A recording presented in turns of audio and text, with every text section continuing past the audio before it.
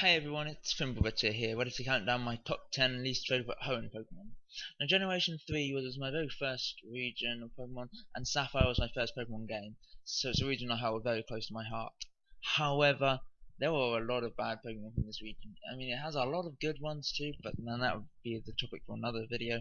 But today, let's just get started with the worst of the bunch.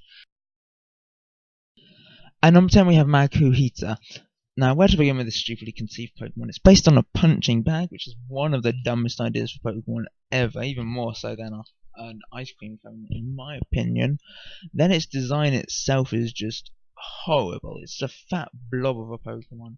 It looks so goofy, and the eyes, oh my god, those eyes that could be seen are so racist.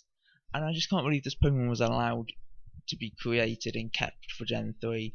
The only thing that prevents this Pokemon from being much lower in the list is that I do like to use Hariyama in battle. Because the combination of Bulk Up, Knock Off, and Drain Punch is hilarious to use. At number 9 on this list, we have Solrock. Now, in principle, I like the idea of basing Pokemon on celestial bodies, especially if they come off as successes like they did with Lunatone. But with Solrock, it's just an ugly dud, and it looks awful and so depressed. Heck, this thing would be better than that. Take it all in.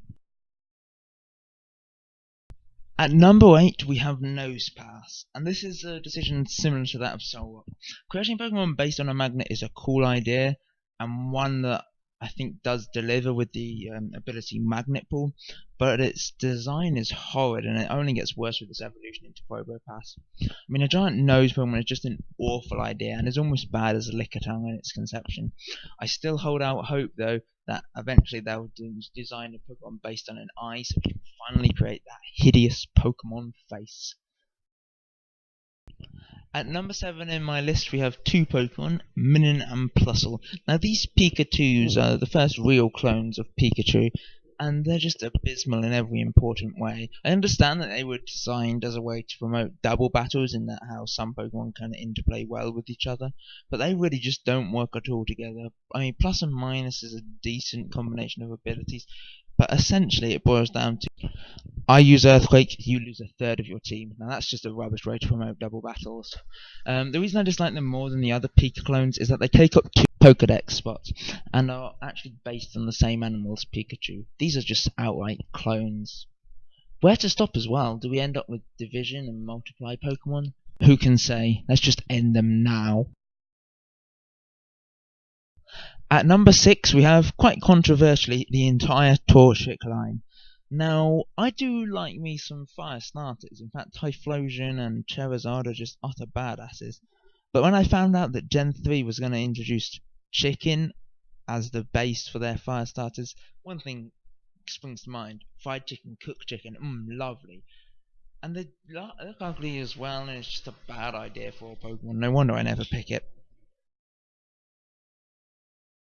At number 5 we have Azurill. Now, as I explained in my Johto video, I really hate baby Pokemon, and Azurill is a prime example of everything I hate about them. Like with Igglybuff, it's unnecessary to its line, as Marill is small enough already for this to be irrelevant as a free form to it. As well as this, its typing, which is originally pure normal, makes absolutely no sense in its context of being the pre-evolution to a pure water. Gen 6, I know. In addition, it looks so sad, which does not really befit a baby Pokemon and literally appeals to no one.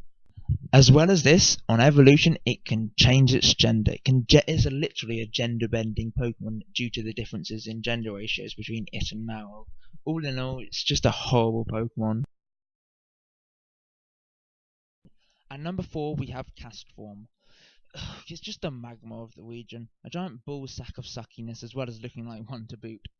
So Gen 3 attempted to do many different gimmicks with Pokemon to do with design and ability, such as that with Kecleon, but for the most part these unique Pokemon just didn't deliver, and Castform is a typical example of this. Its ability to change its form to suit the weather just doesn't work in practice, with you wasting a turn to set the weather before Castform even has a hope of doing damage with Weather Ball. It is too weak and has such a shallow move pool that even when Weather became meta in Gen 5 it was completely shunned and ignored.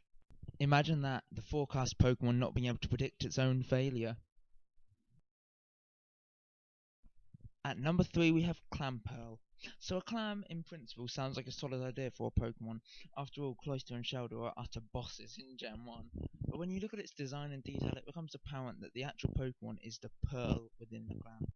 Something that does not actually exist. Now this is dumb, even by Gen 3 standards, and this is the generation that gave you the punching bag Pokemon. Its evolution into either an eel, huntail, or a slutty mermaid that can suck blood, Gorbis, is just beyond me. I mean, it's awful and terrible. In fact, if they just wanted to have a Pearl Pokemon, at least have it evolve into something like this. Okay, maybe not. Maybe yeah, that one's better. The only thing that prevents this Pokemon from being low on the list is that potentially it can be the Pearl on Spoink's head, and I love me some Spoink. At number 2 we have two Pokemon tied, Silcoon and Cascoon. In Gen 1 we had butterflies and we also had moths in Butterfree and Venomoth respectively, but since Game Freak decided that every generation needed regional bugs, they thought, let's repeat those designs in Gen 3 and not do new Pokemon based on bugs that haven't been covered, such as flies, ants, mosquitoes, beetles, etc.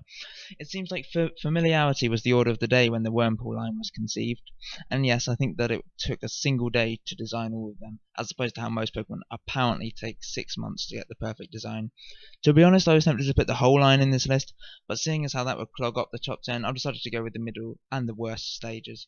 The two cocoons of Silcoon and Cascoon are totally uninspired, a waste of a Pokedex spot, and look so similar to each other. It is one of the few Pokemon that I actually have difficulty in recognizing from silhouette alone. And before we get to number 1, let's go through a few honourable mentions. Bulltoy, because we have spinning tops already in the form of Hitmontop. Registeel, because Hail Hitler is bad. And Spinder, because being drunk and Pokemon do not mix well together. At number 1 we have Luvdisc, an absolute abomination if ever I saw one. Luvdisc is by far the worst that Gen 3 has to offer. You know the drill, right? Bland design, horrible stats, shallow move pool, single stage, worthless, and easy to find in the wild, meaning I always have to battle it in Alpha Sapphire for piss poor XP. Still, at least that means it's easy to vent my anger against it by slamming into it with the most powerful moves I have. I'm not a very nice person. Linking to my hatred of Clamperl certainly as well, wouldn't it have made so much more sense if Luvdisc evolved into Gorbis, as their design is so similar, and Clamperl always evolved, inexplicably I might add, into Huntail rather than have it be a branching evolution Pokemon? Oh, and no, I don't think it should evolve into Alomomola. Sure, they are similar, but distinctions between fin and body, eyes, and a completely different biological basis mean I don't think it should evolve into this Pokemon. Its perfect evolution existed in Gen 3, yet no one at Game Freak made the link. Sorry, Luvdisc, you're just terrible and worthless. Oh, and happy freaking Valentine's Day for a few weeks back. Thanks for watching, everyone. Be sure to leave a like and subscribe if you enjoyed the video, and I'll be doing Sinnoh soon. Until then, Fimbulvit here, out. Goodbye.